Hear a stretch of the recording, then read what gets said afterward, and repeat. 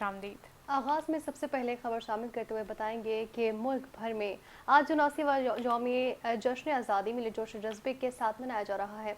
आज दिन के आगाज पर तोपों की सलामी दी गई और नमाज फजर में मुल्क की तरक्की, यकजहती, अमन और खुशहाली के लिए खुसूसी दुआएं की गई। रात 12 बजते ही मुल्क भर में यौम आज़ादी का जश्न शुरू हुआ। मुल्क का हर शहर, हर गली मोहल्ला सबसे लाली परचम के रंगों में रंग गया। कराची, लाहौर, इस्लामाबाद, पेशावर, कोयटा और मुल्तान समेत मुल्क के कोने कोने में चिरागां और आतिशबाजी का मुजाहरा किया गया।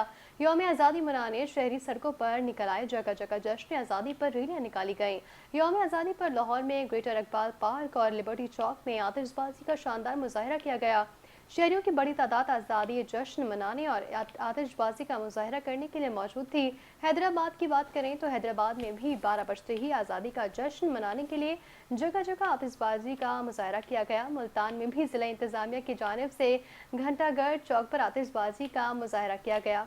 दिन के आगाज़ पर इस्लामाबाद में 31 और चारों सूबाई दारुल हुकूमतों को 21-21 तोपों की सलामी दी गई।